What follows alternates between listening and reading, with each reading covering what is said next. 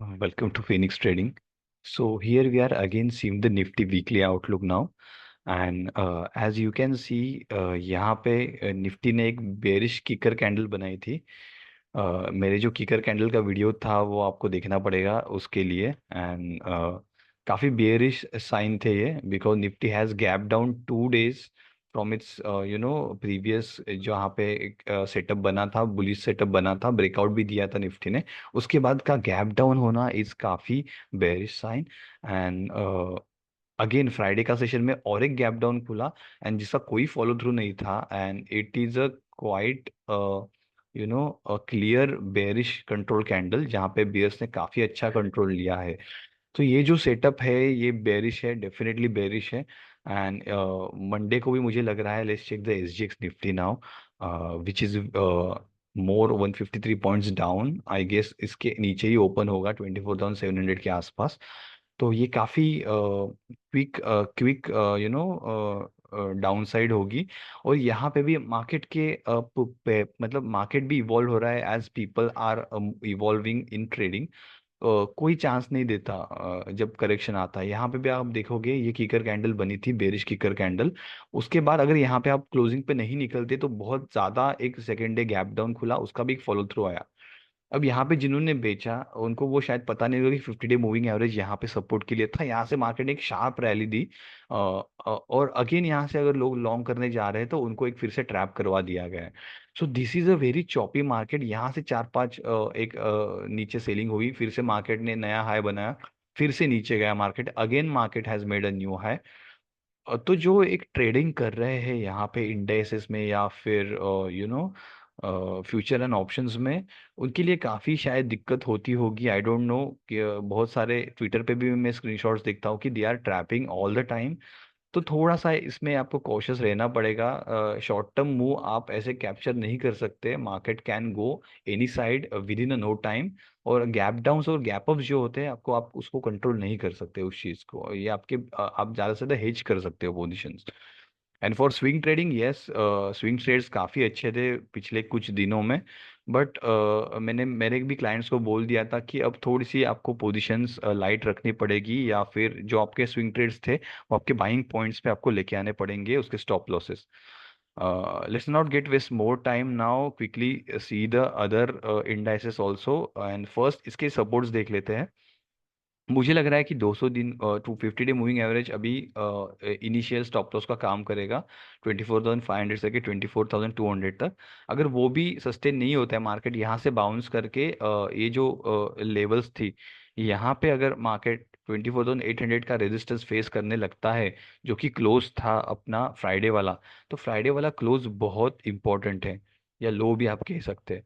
Market के उसके ऊपर क्लोज होना या नीचे होना, इसके ऊपर मार्केट का अगला डायरेक्शन आएगा। और ये जो था ये यहाँ पे गैप भी बना हुआ था, ये गैप फिल होके मार्केट ऊपर गया है। तो यहाँ से फिर से ये जोन में मार्केट 24,500 वाले जोन में आके चौपी बन सकता है। तो एक जो पैटर्न होता है जो हमेशा मैं डिस्कस करता हूँ मेरे क्लासेस में कि एक एक्यूमुलेशन फेज होता है, एक मार्केट फेज होता है, एक डिस्ट्रीब्यूशन फेज होता है, एक डिक्लाइन फेज होता है, एंड अगेन एक्यूमुलेशन फेज होता है। सो मार्केट मुझे लग रहा है कि थोड़ा सा डिस्ट्रीब्यूशन साइड में नजर आ रहा है, क्योंकि जो वोलेटिलिटी है, जो सी मार्केट, जब मार्केट एक साइड पे चलता है ना, मार्केट में एक डायरेक्शन ही होती है, वहां पे ट्रैपिंग नहीं होती, ऐसे अननेसेसरी गैप डाउन नहीं होते हैं, मार्केट वन वे चलता है। जैसे यहाँ पे वन वे मार्केट चला है, ठीक है। ओके, तो यहाँ पे जब चॉपीनेस बढ़ता है मार्केट में तो it is called distribution phase. यहाँ पे आपको थोड़ा सा मार्केट से दूर रहना है। अगेन मार्केट चॉपी से लेके एक वन वे डायरेक्शन में चला गया था, फिर से अब यहाँ पे ये सारी लाइंस में डिलीट कर देता हूँ, एंड मूविंग एवरेज भी थोड़ा सा क्लोज कर देता हूँ ताकि आपको क्लियर दिखे चार्ट। सी यहाँ पे एक रेंज जो थी मार्केट की वो बहुत बड़ी हो गई। ये जोन बीच में काफी गैप डाउन आना, ठीक है, एक अचानक से ट्रैप करके ऊपर चले जाना, ऊपर सस्टेन ना होना, फिर से नीचे आना, दिस ऑल इंडिकेट्स कि मार्केट में एक अनडिसाइसिवनेस बढ़ रहा है, इंडिसीजननेस बढ़ रहा है कि बियर्स भी ट्रैप कर रहे हैं, बुल्स को बुल्स भी ट्रैप कर रहे हैं। तो ऐसे टाइम पे वाइज जो ट्रेडर रहता है वो थोड़ा सा मार्केट से दूर रहता है। वो वेट करता है कि ये सबका ट्रैपिंग खत्म हो जाए फिर मैं एंटर करूँ मार्केट में। क्योंकि जो ट्रैप जो जीतता है आखिर में, बेयर हो या बुल्स हो, उसके डायरेक्शन में मार्केट जाती है एट द एंड। ठीक है। अब मैं मार्केट में कब एंटर करूंगा? स्पेशली ये जो किकर कैंडल्स की जो निगेटिव 3 कैंडल बनी थी, मार्केट उसके ऊपर अगर क्लोज देता है ग्रीन अच्छा खासा, then I will think to enter new position. Otherwise अब कोई मतलब नहीं है, थोड़ा सा चॉपीनेस के एंटर कर रहा है मार्केट, या फिर कुछ सपोर्ट के आसपास, सॉरी, सपोर्ट के आसपास अगर मार्केट आता है 24,000 के आसपास, देन देखा जाएगा। इन बिटवीन जो कुछ चलेगा वो ट्रैपिंग ही होगा, साइडवेज ही होगा, चॉपी मूवमेंट होगा। ठीक है। क्विकली बाकी सेक्टर देख लेते हैं। I will on again this moving averages. Bank Nifty है देखा जाएगा तो काफी बेरिश है निफ्टी से। यहाँ पे एक लोअर हाई पैटर्न बन रहा है और लोअर लो स्ट्रक्चर भी बन रहा है। सो निफ्टी काफी स्ट्रांग है, बट बैंक निफ्टी में इतना दम मुझे नहीं लग रहा है। And it can visit it's support zone again now, 49,683 का जो सपोर्ट है, और उसके नीचे एक 200 डे मूविंग एवरेज भी चल ही रहा है। सो बैंक निफ्टी काफी फेयर वैल्यू पे है वैसे देखा जाएगा तो, क्योंकि लास्ट 2 साल से काफी बार उसने उसके 200 डे मूविंग एवरेज को टच करके ऊपर चला गया है। तो निफ्टी जैसा नहीं है कि 200 डे मूविंग एवरेज काफी दूर है, bank Nifty is trading around its 200 day moving average. So जो लॉन्ग टर्म इन्वेस्टर्स है जो बैंक निफ्टी में इन्वेस्ट करना चाहते हैं, सो उनके लिए अपॉर्चुनिटी होगी कि 48,600 के आसपास अगर बैंक निफ्टी आता है, so they can add on their banking stocks on long term period. उसके बाद में देखा जाएगा, फिलहाल निगेटिव है, 50 डे मूविंग एवरेज के नीचे क्लोजिंग आई है। ठीक है। सेम विथ ऑटो, जो मैं यहाँ पे एक्सप्लेन कर रहा था आपको, यही रेंज ऑटो में आप देख सकते हो कि ये चौपी बन गया, ये जोन चौपी बन गया, right. So I feel this is a distribution phase. अगर ये एक्यूमुलेशन फेज होना चाहिए तो इसके ऊपर, ये जोन के ऊपर क्लोजिंग आएगी, तब देखा जाएगा। बट अब अभी मैं ऑल टाइम हाई जब तक ऑटो क्रॉस नहीं करता, I won't take any new swing trades in auto sector. नीचे की तरफ अगर मुझे सपोर्ट के आसपास या फिर सेटल डाउन होना चाहता है, तो आई विल वेट कि 24,300 या फिर उसके 200 मूविंग एवरेज के आसपास अगर ये इंडाइसेस आता है, तो आई विल बी इंटरेस्टेड, तो भी उसका देखूंगा मैं उसको। बट अभी थोड़ा सा एक कॉशंस रहना जरूरी है, बिकॉज ये जो हाई है, ये भी एक रेजिस्टेंस का काम करेगा। प्लस फ्राइडे का जो ओपन एंड हाई के आसपास का जो जोन था, वो भी एक रेजिस्टेंस का काम करेगा। So these two levels will act as a resistance now। ठीक है, ये रेजिस्टेंस की काम करेंगे। I will mark this zone as a resistance. इसके ऊपर कोई भी क्लोजिंग मिलती है तो देखा जाएगा ऑटो में। ठीक है। Let's move to IT. IT is looking more promising than this earlier two sectors. कोई भी गिरावट आपको अगर मिलती है, kindly use it for SIP kind of thing, because एक वीकली में बड़ा पैटर्न जैसे हम लोगों ने बोला था कि बन चुका है। ओके।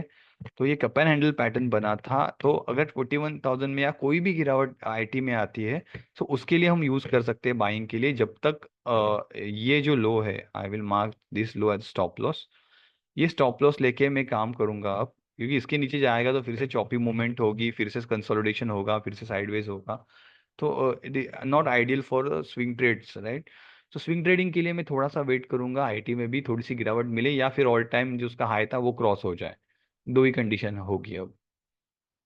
एफएमसीजी बढ़िया चल रहा है, और मार्केट जब गिरता है तो एफएमसीजी बढ़िया ही चलता है, because it's a safe haven, तो वहाँ पे पैसे पार्क होते हैं, ITC is going good. So ठीक है, मतलब कोई गिरावट आएगी यहाँ पे, जो इलेक्शन डे का जो एक हाई बना था वीक का, वो उस वीक के आसपास अगर कोई गिरावट आती है तो काफी अच्छा होगा।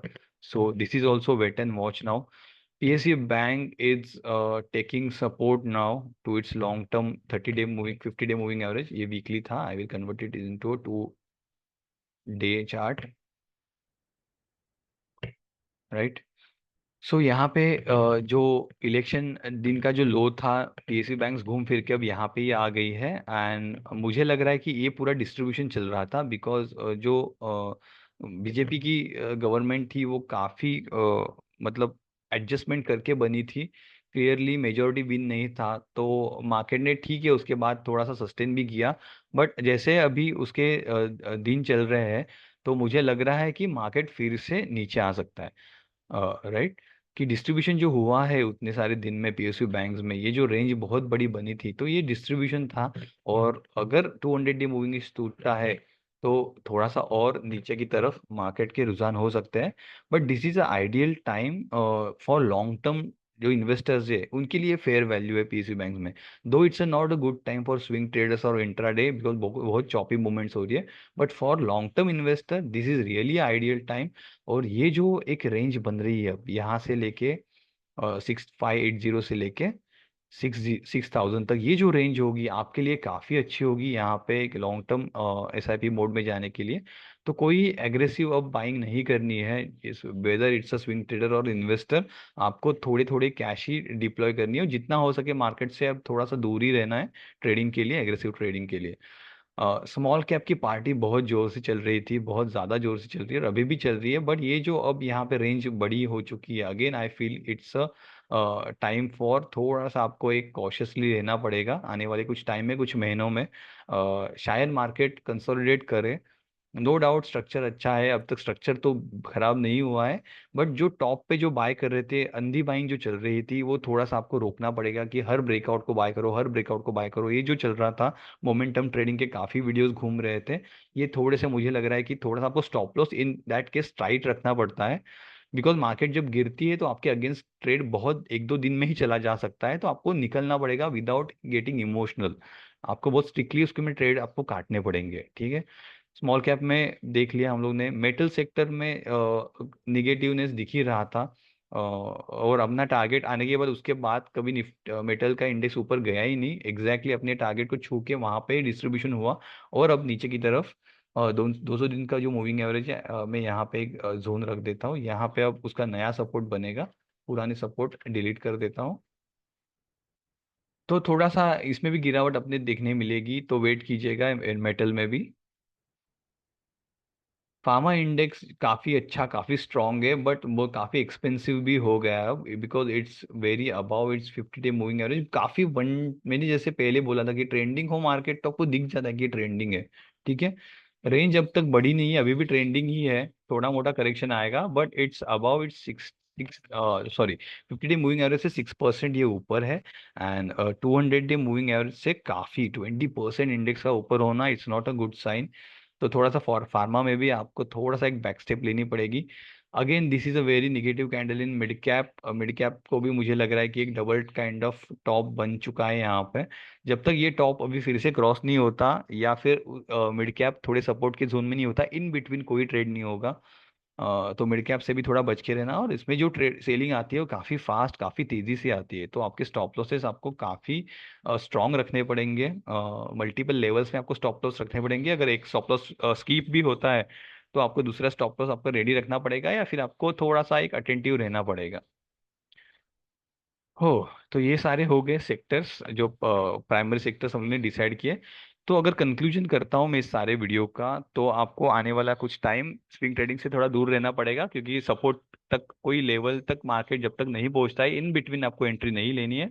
या फिर जो ऑल टाइम हाई सारे मार्केट ने बनाए थे वो अगर तोड़ता है ऊपर की तरफ अगेन, तो एक मोमेंटम फिर से हमें देखने को मिल सकता है। तब तक के लिए नो ट्रेडिंग जोन ही एडवाइजेबल रहेगा। Protect your cash is like no trading is also trading, it's also part of your strategy, right.